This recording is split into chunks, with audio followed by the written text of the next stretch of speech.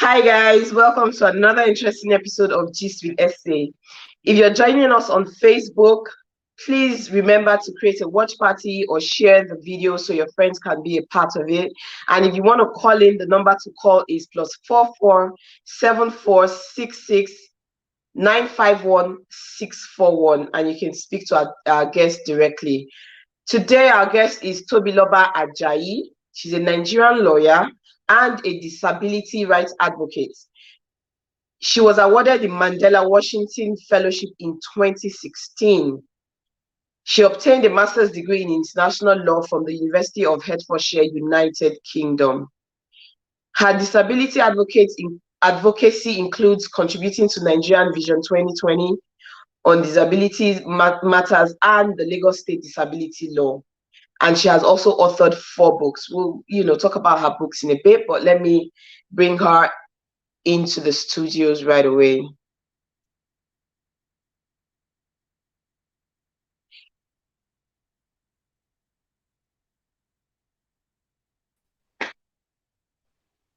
Hi, Toby.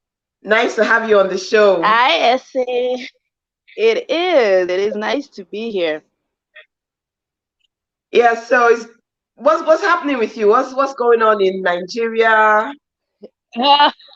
Oh, okay. Where do we start? I mean, it's pretty busy. The good thing I can say is that, well, Nigeria is beginning to think that disability needs to be an issue on the front burner. So that kind of increases my workload. But hey, it's good busy, so I like it. Great.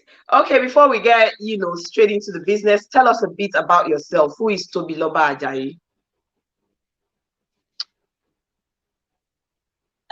I think you pretty much did a good job with that intro. So yeah, I think you pretty much kind of summarized it. The part that you probably didn't say was that I also live with a disability called cerebral palsy. So for those who are about to ask the question, oh, why disability management? Because I get that a lot. Let's just put that out there so that we clear that up.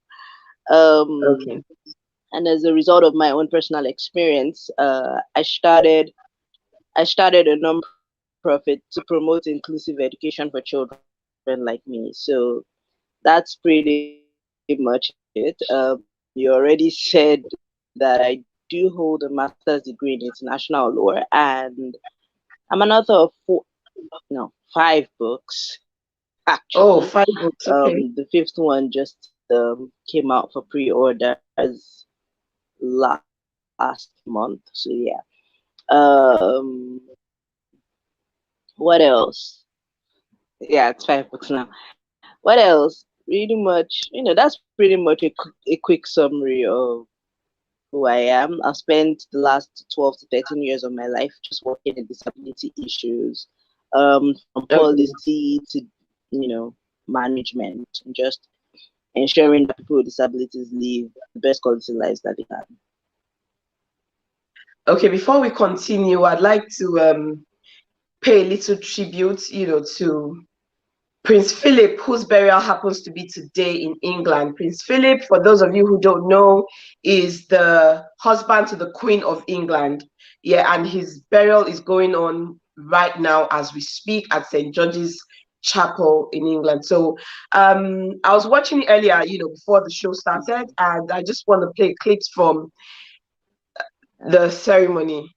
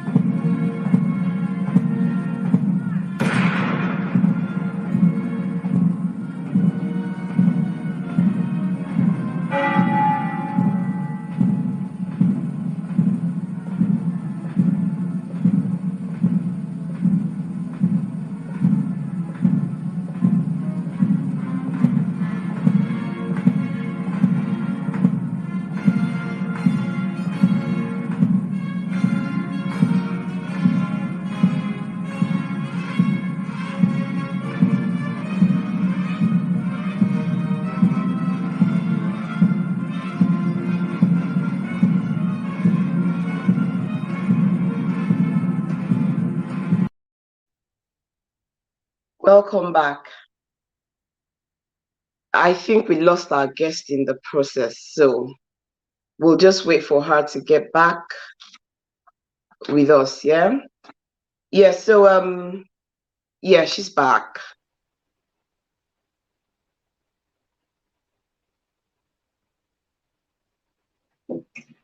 Hi, Toby, can you hear us?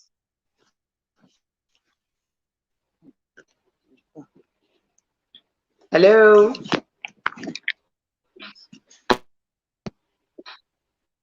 Hello, Toby. Yeah, I'm back.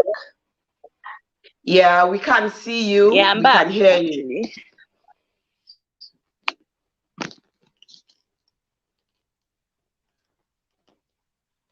Okay, All right. please, for those of you watching us on YouTube or Okay. I hope that we Facebook, fixed please can this. you let us know, because I can't see her at my end, but okay, fine, fantastic. Fantastic, she's back.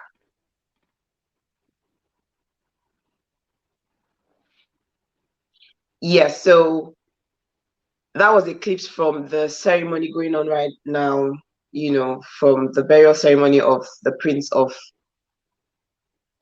Philip, the Duke of Edinburgh, the husband to, or lay husband to the Queen of England.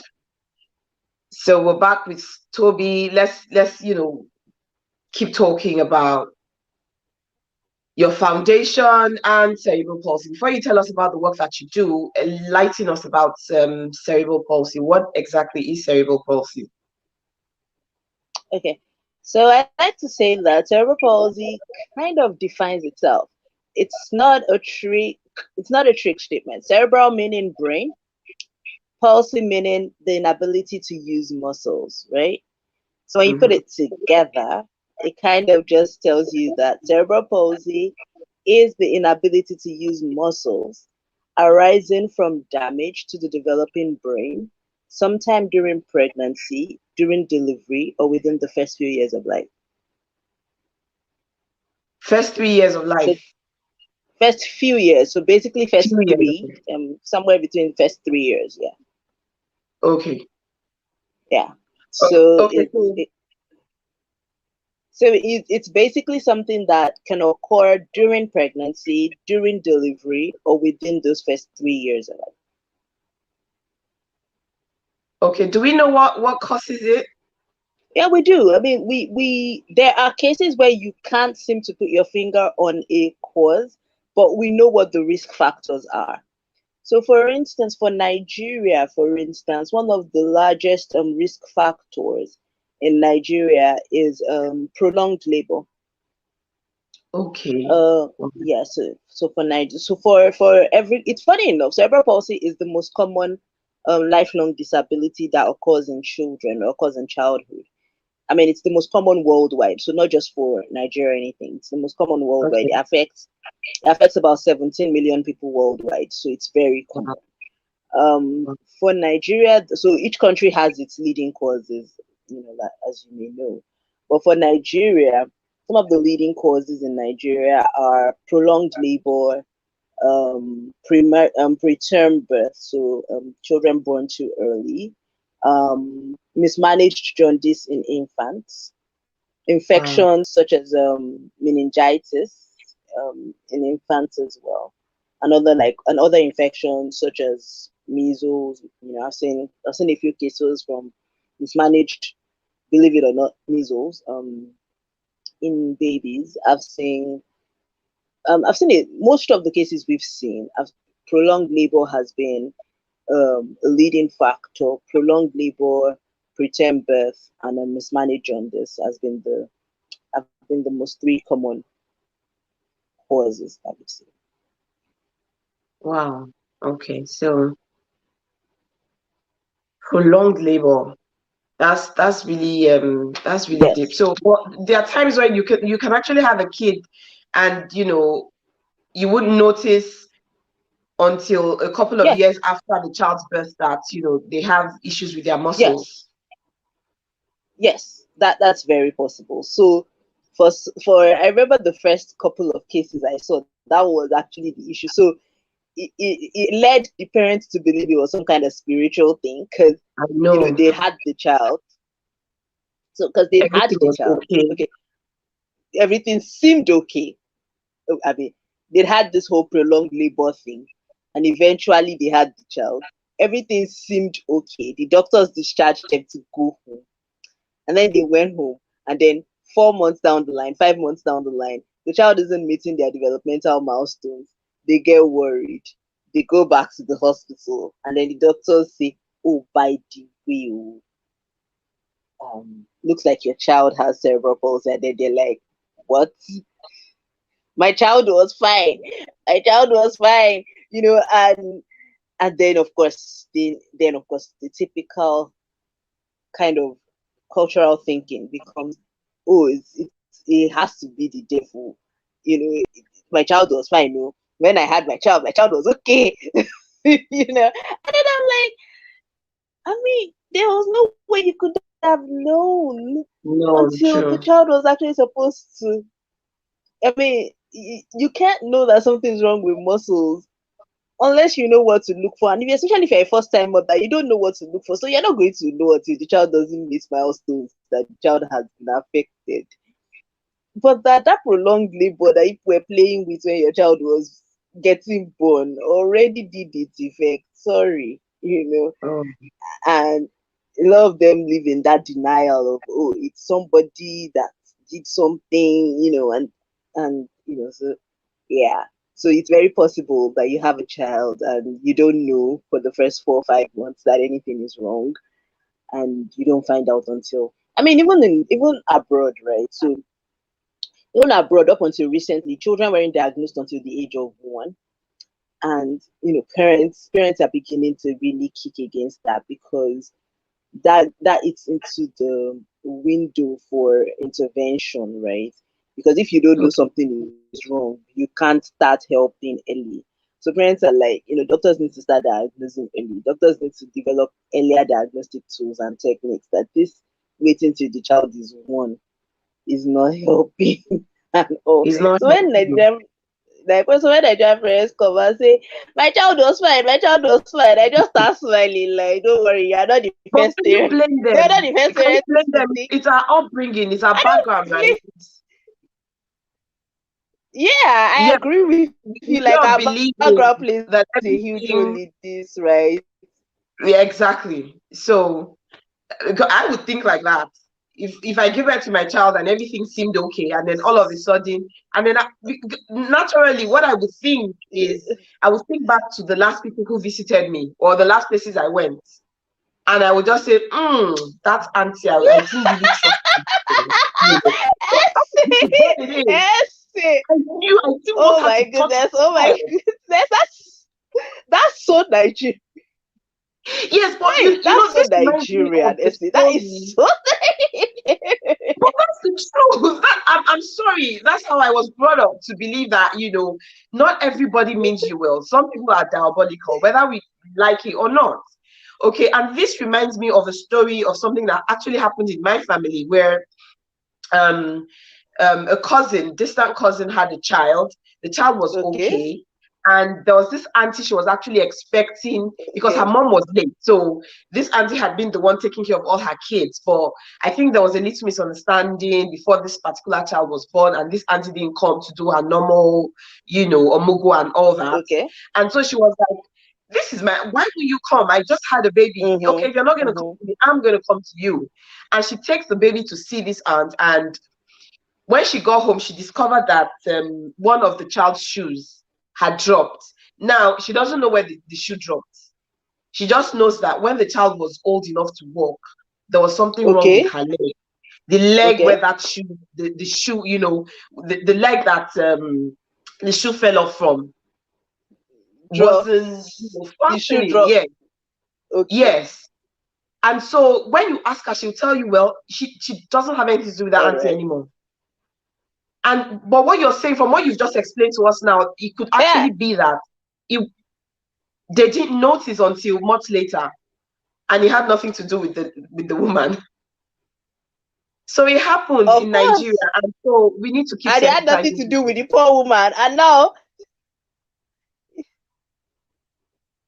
Yes, we do. We do. It's very important that we do. I mean, in the course of my work, I think that's the biggest. It's one of the biggest pillars because even when parents come and they're coming because they want help for their children, sometimes I'm Mhm. spending upward of 60, 90 minutes just helping them see that see it is not the devil. There's tormenting you. I'm a Christian. It is not the devil that is tormenting you. Calm down. This thing Okay, so is medical. This thing has a medical explanation. Calm. okay, so if it's early, okay, that's the network. She's gonna join us soon.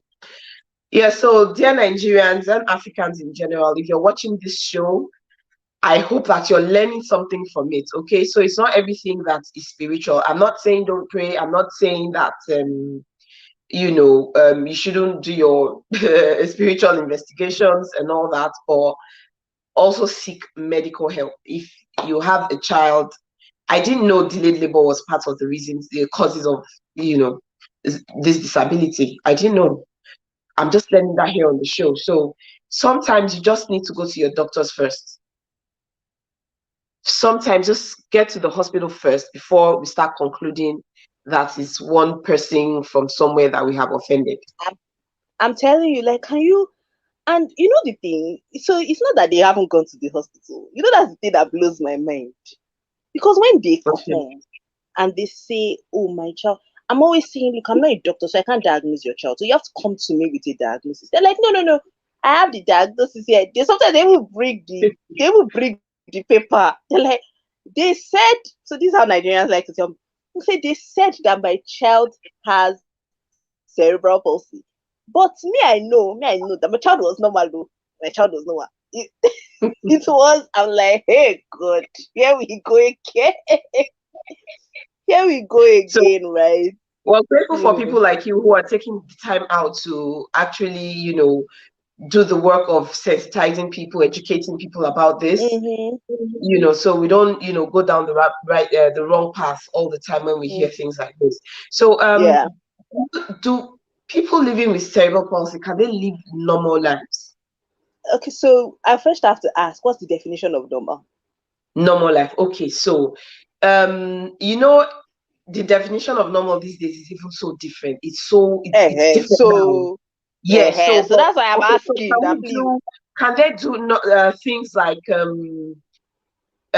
have I from you? I know that of course they can go to school and get a good education.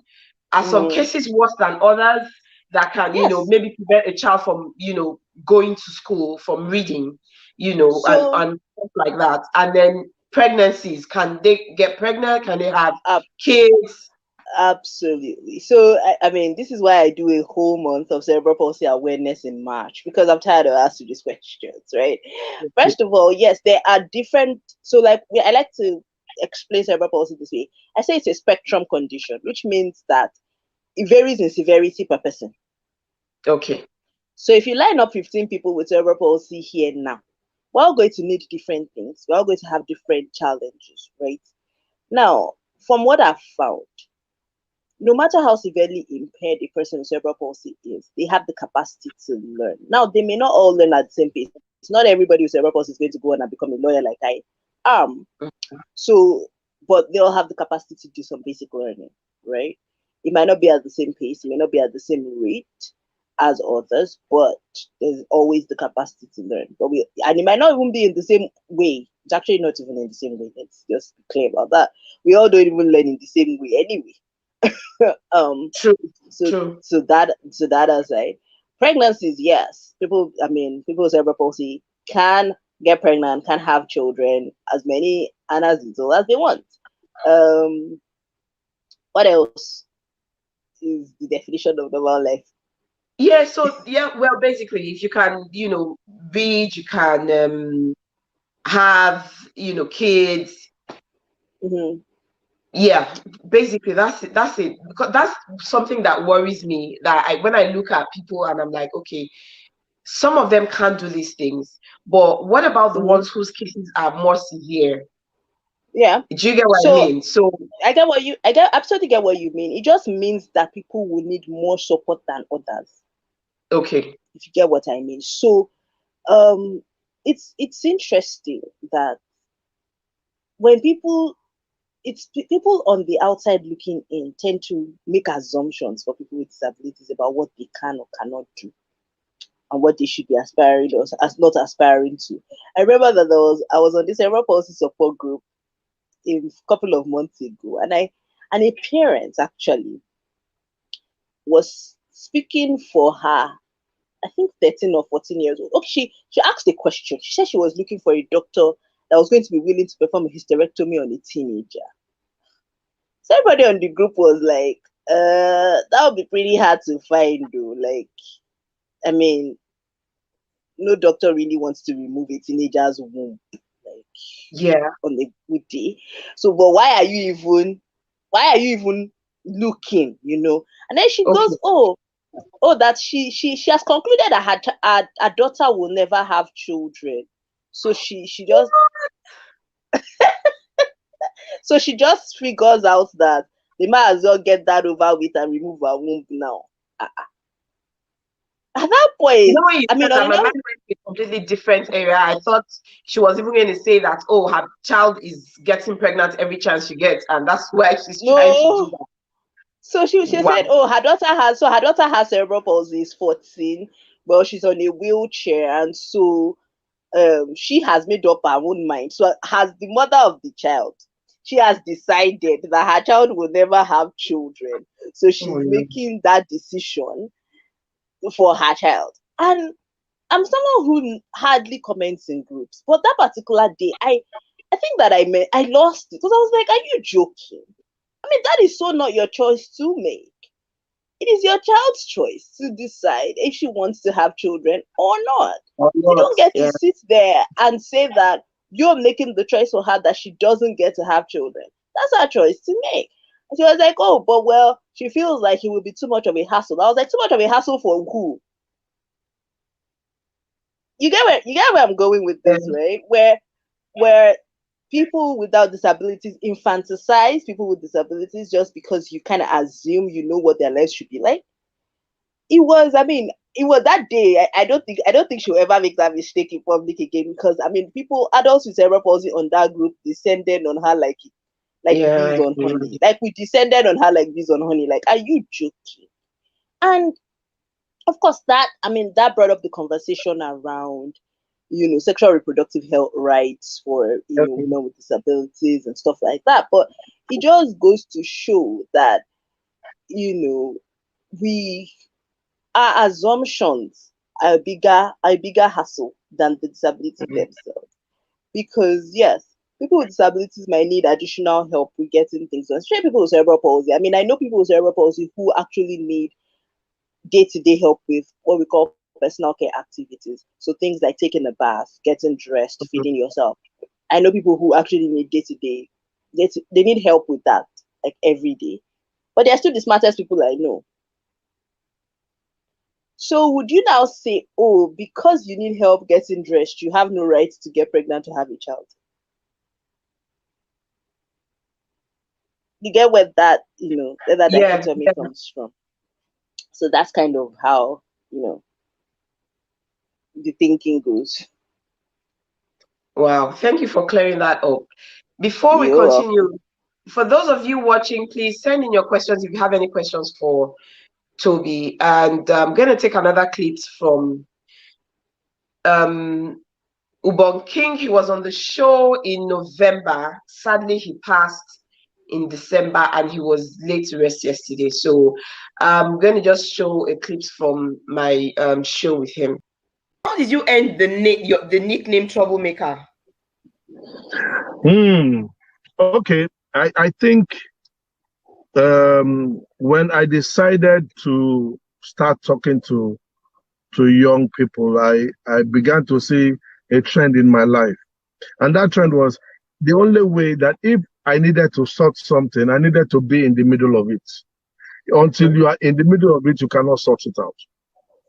And every time I was sorting something out, I was always like a fixer, a fix it. Look, King, there's a problem here, go and fix it. How you do it, nobody's interested. They just want it done. So I became a fixer. So I now said to myself that the only way to get out of trouble is the only way to come out of trouble is to first enter the trouble. How do you sort problem without first entering?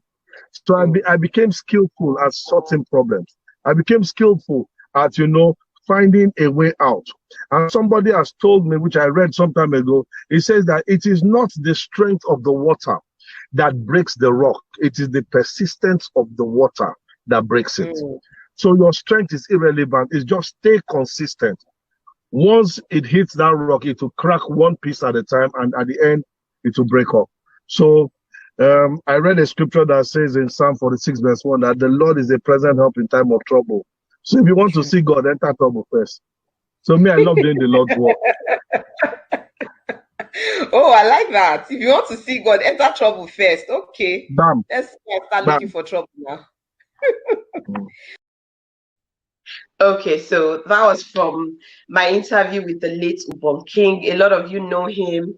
He was my personal mentor. So I'm still, getting over his death, but he was someone who, motivated me a lot. And like he said, you have to be in the middle of something before you can actually provide solutions, find solutions to it. So that leads me to ask you, Toby, do you think it's easier for people to listen to you because you also, have the cerebral palsy? So when you're telling them, oh, no, don't do this, it's easier as against someone who doesn't have it, who's going to go and educate people. It's easy for people to shut them down and say, what do you know? Right? Well, I wouldn't know. Maybe you have to ask my audience why they listen. Okay. To me,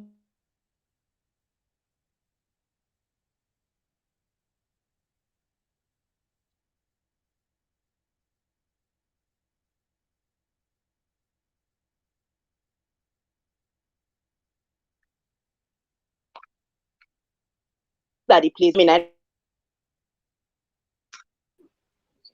Oh dear. I lost you. Okay. Can you hear me? Because I lost you. I can hear you. I can see you. Okay. Yeah. All right. So so I think that experience helps. Having lived with cerebral palsy my whole life, I definitely come at this from a place of lived experience, and you can't textbooks cannot replace lived experience, whether you like it or not. There's something that living something every day does to you that a textbook cannot explain. And so yes, it helps when I'm talking to parents and I'm saying, look, this is how this feels. So for instance, a parent says to me, my child cried through the night. I mean, it seemed like he was having spasms, but I don't even understand the spasms, not to talk of how to help the spasms. So I then said, okay. I mean, she sent me this message very early the next morning. Apparently, she had stayed up all night with a crying child.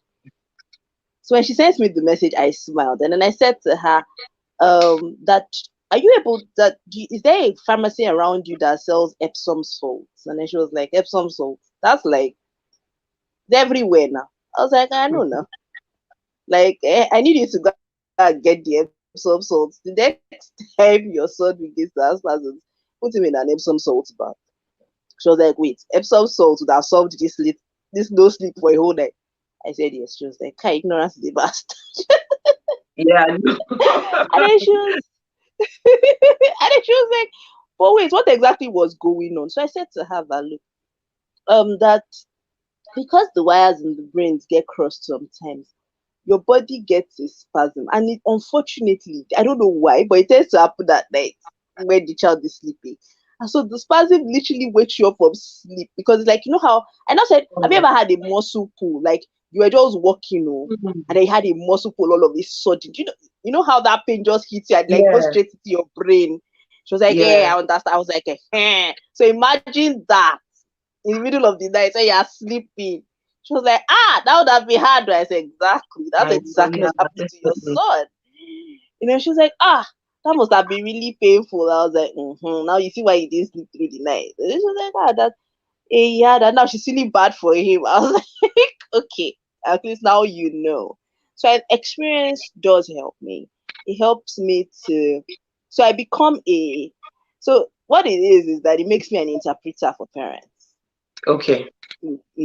So a lot of times parents don't understand what's going on. They don't even understand what the doctors are saying sometimes. They don't understand why their child is acting a certain way or doing certain things. And it becomes my role to kind of interpret and say, this is why, this is the most likely reason. Or this is cerebral palsy tends to do this to you. Or cerebral palsy tends to cause this. So that's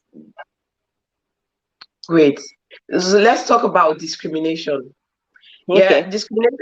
Everybody once in a while, or every now and again gets discriminated against for different Mm-hmm. reasons. Yes. So, Mm-hmm. have you experienced discrimination, and how did you deal with it? Discrimination kind of is part of the course if you have a disability in Nigeria. I mean, that is supposed to, as you're supposed to expect it, I You know, think. I want to know how you deal with it because, okay, let me explain. I had the experience of I had a friend who actually used to discriminate against people with whatever, whether it's some sort of any kind of disability, and she would be Oh, laughing. wow. Wow. Yes, and so that's why I asked that question, how you deal with it. Now, for me, I've always been, my nickname in primary school was Defender of the Universe. So I'm very good at Um, defending other people. Okay, so okay, so, I don't have to know you to defend you. If there's an okay, attack on the defense. yeah, So, yeah, dear. you get what I mean? So I We used know to, your type. We know your type. so I used to tell her that, how do you, what's going on in your brain that will How do you make you sleep see at night? someone like, yes, and then you laugh at them. Like, this is not something that they caused, they did to themselves. Mm-hmm. You get what I'm saying? So why is it Mm-hmm. so funny to you? So I Yeah. don't know. I've not really had anyone experiencing in front of me like directly. Mm-hmm. You get what I mean? So it's always from a Mm. distance. So I just want to know, how Okay. do you deal with such discriminations? So for me, again, I think that I deal with discrimination on a case by case basis. Okay. There are situations where you will discriminate against me and you get an earful, as in I'll take you to the cleaners. I say, you know me now. It's not okay. You know my ability to take someone to the cleaners. I'm sure you've seen it a few times in church. I can Yeah. have it. I will take you to the cleaners. If I feel like that's what you need, I'll take you to the cleaners. If I realize that you're just being ignorant. But some people in their discrimination are just genuinely ignorant. They don't know better. So I there's just the see them as difference. mean. I don't think ignorance is an excuse for you to be mean to someone. I agree that ignorance is not an excuse to be mean. But you see, over time, I've learned to extend grace to people. Because, for instance, when I went to uni, let me give you this very interesting example. So there's covert discrimination where people are not in your face. So that's the British style of discrimination. It's very covert, right? They're not in your face saying we don't want to hang around you, but Yeah. it's the average British person getting off the bus because a black person came onto the bus. So it's covert, Yeah. right? So there's that one. You're on your own in that one. I don't bother. I was But you just going see, to say that, like, I'm not even looking at you. There are like some I people don't that think, you get on the bus and they're just staring at you like, like and I'm staring right back at you like, hello, yeah, hello. hello, that. So that's the covert version of discrimination, which I mean, you're on your own. But I remember my first case of very overt discrimination was in uni. It was in my first year. And I remember that I came out of my room to walk to my hostel gate to get a cab to go to class.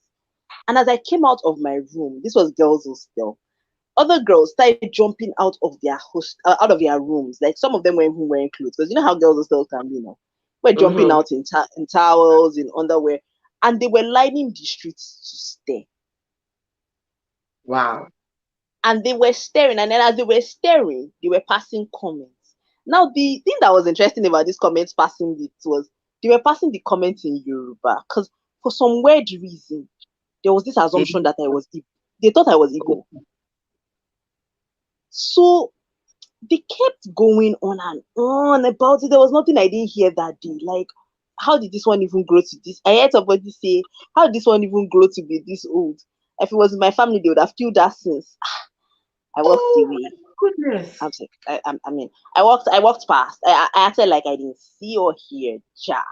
I mean, all the way till I got to the hostel gate, this line went on. The comments went on.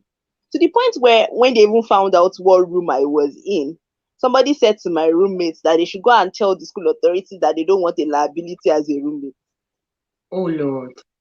And then my roommates, of course, bad as Yoruba girls, they shut them down like, are we complaining to you? But it just went to show like the it was ignorance, because eventually one of them actually had the confidence to kind of accost me like a week after they had done this for like a whole week. Mm-hmm. Like the next week, one of them actually stopped me in the street and was like, "Can I talk to you?" And I was like, go ahead. And then she goes, "What are you doing here?" This was on the university campus, and I was like, the same thing you're doing here, getting an education." And then she goes, that where do you live, like at home? And I was like, I live in Lagos. She was like, oh, then that means your parents they must be very wicked people.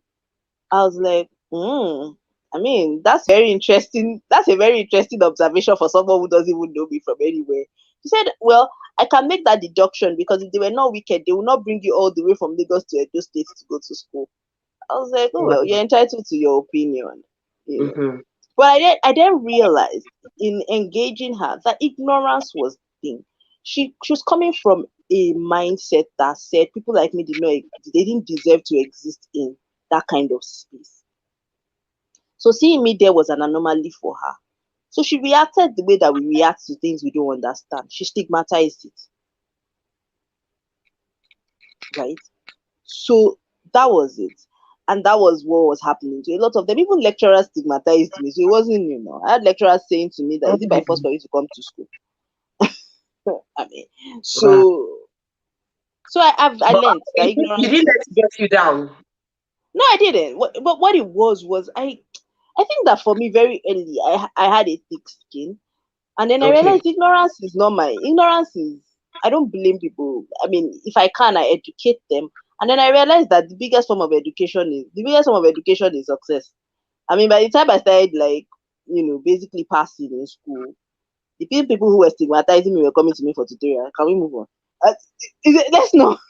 Let's just move on. That's very interesting.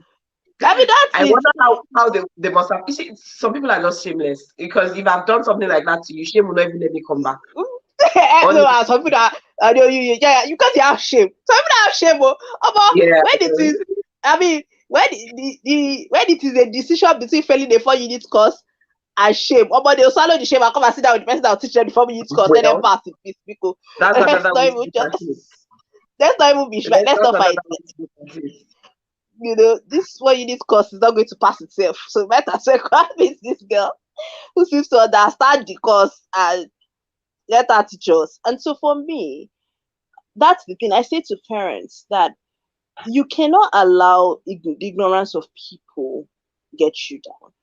You either decide that you're going to educate the people who don't know better, or you just walk away. People are going to say stupid things. It's normal. I mean, people say stupid things to my parents. I mean, even in church, people will say stupid things to you. I had people say to me in church one time that it was because I did not have enough faith. That was why I had not received my healing. I mean, okay, let's not even go there. Because that's a whole coming from church. So let me show you again. I mean, so you say in the world though, they are doing that. You now go to church, you're supposed to find soccer in church, and the church Kukuma begins to slam you.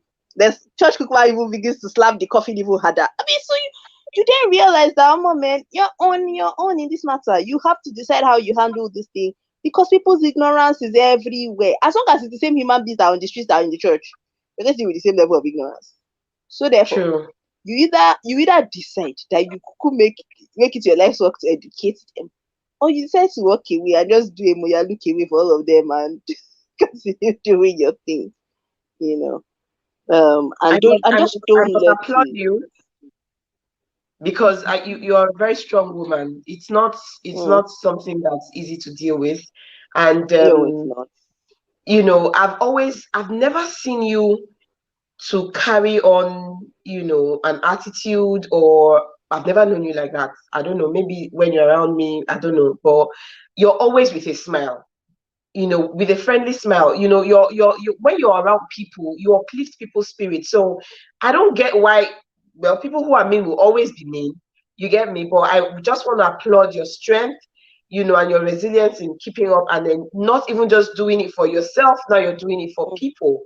Yeah. Right. So if you're here and you have questions for Toby, please don't forget to put up the questions. And yes, if you're just joining us, our guest is TOBILOBA AJAYI, and she's a lawyer and a disability rights advocate. She's written 4 books. Let's take a look at some of her books.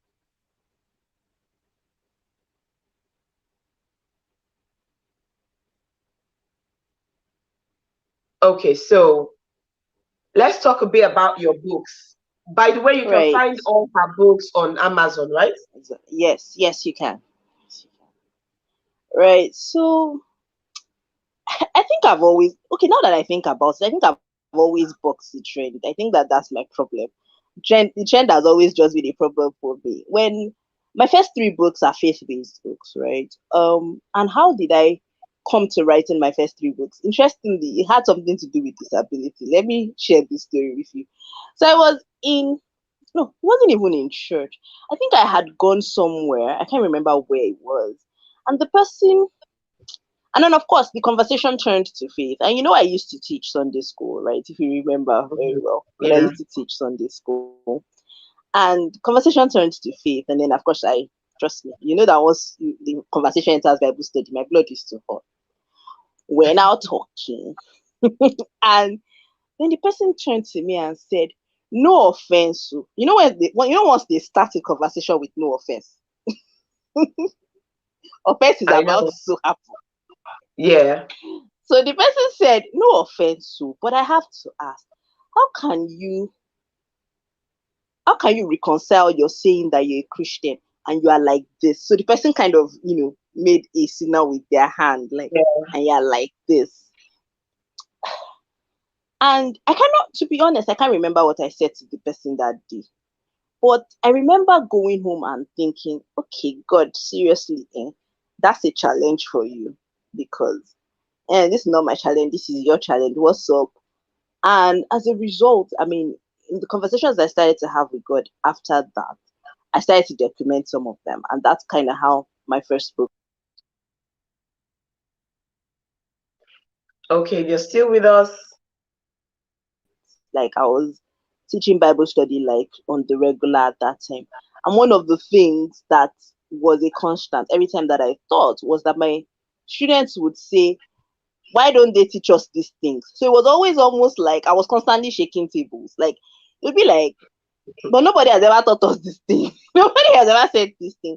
And I'm thinking, why are they not teaching us these things? So my second book was basically let's shake some tables about things that we refuse to talk about in church, that the Bible is clear about.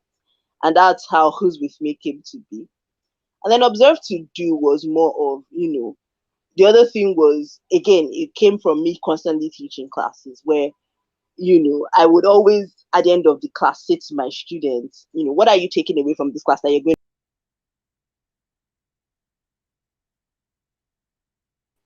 For me, it was about that they were taking something that they would do, during the week, and then we would talk about it the next week. And I started getting feedback about that, about how that actually helps them put what they were learning into practice. So that's how Observe to Do came to be. And I thought I was done with the whole book writing thing until last year during the lockdowns.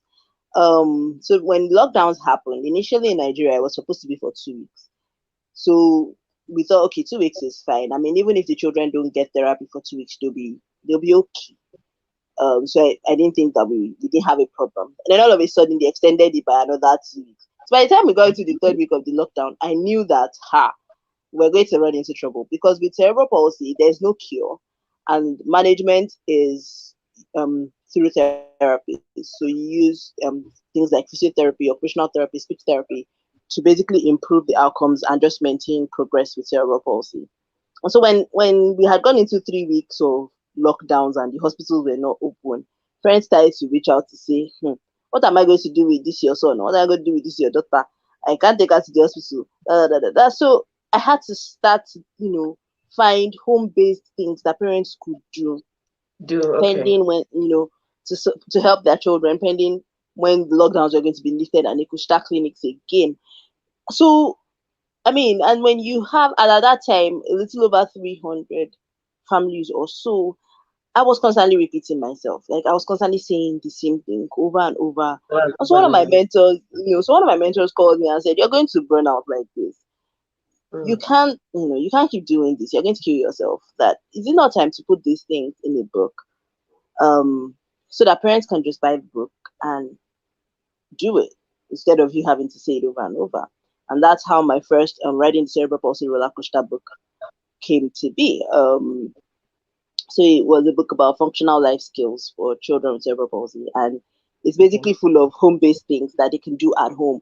It doesn't require you buying any gadgets or anything. It's just you can do it with things that are already around you in your house and all of that. So yes, so that's kind of how each of my four books came to be. And then for my fifth book, that's in production right now.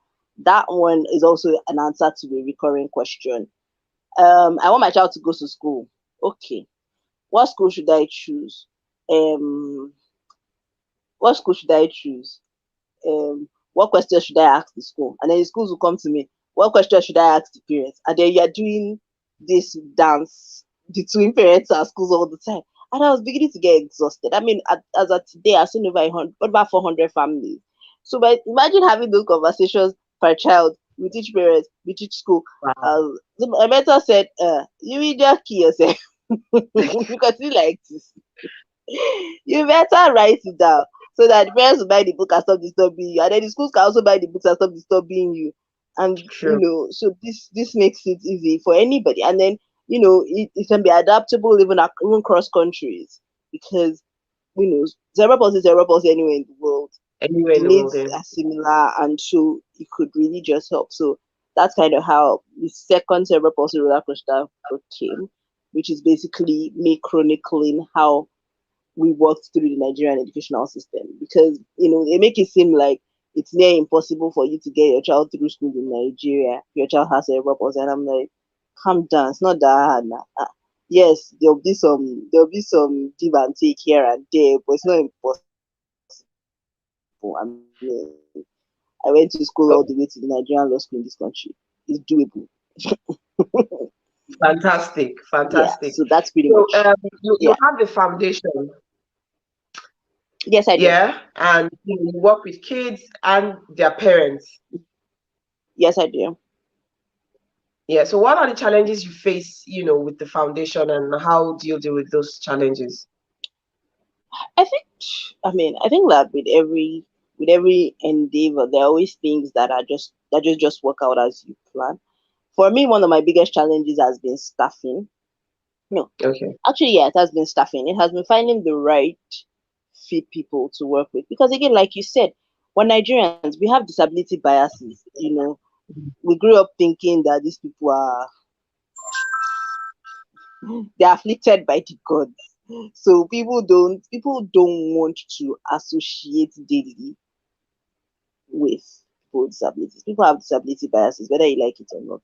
And so finding someone who doesn't have that bias and who has the patience to actually deal with, the day to day of dealing with kids directly, and then having patience for the incessant requests of parents, that's tricky. Then the other bit, of course, is always funding, because the services to parents are free. We don't charge parents for our services to them, and the Okay. services cost us money. If we're going to go find a school for your child, that's a lot of legwork. It's not going to be free. If we're going to, I spend a lot of man hours doing counseling. Who pays for that? There's also the fact that we're also working out referral systems for even medical and paramedical services. Somebody has to call the hospital, somebody has to make sure that you're seeing the right people. All of that is free. So So funding also becomes an issue. But for me, I think the most heartbreaking thing is usually when we lose kids.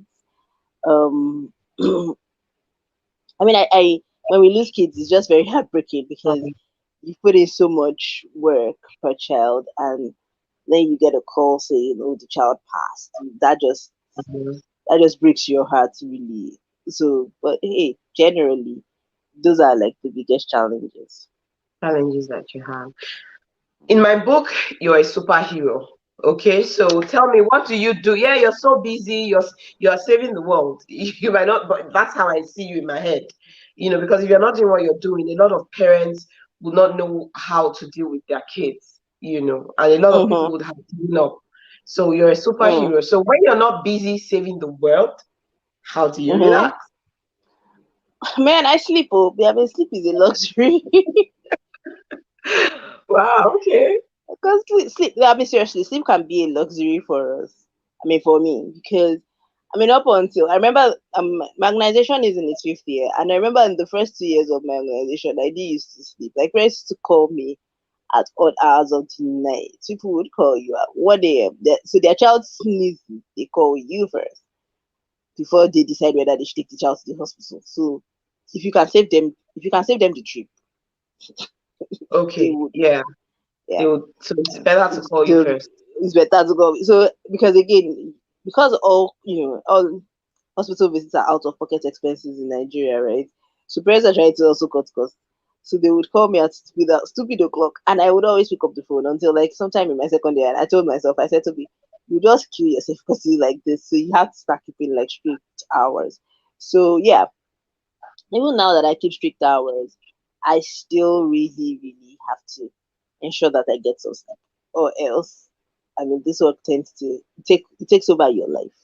You basically do nothing but think about from one child to the other. You're constantly thinking about this child and thinking about that child or that parent or this parent. So yeah, I do a lot of sleeping, and yeah, I read as well. I do a lot of just reading, just basically to unwind.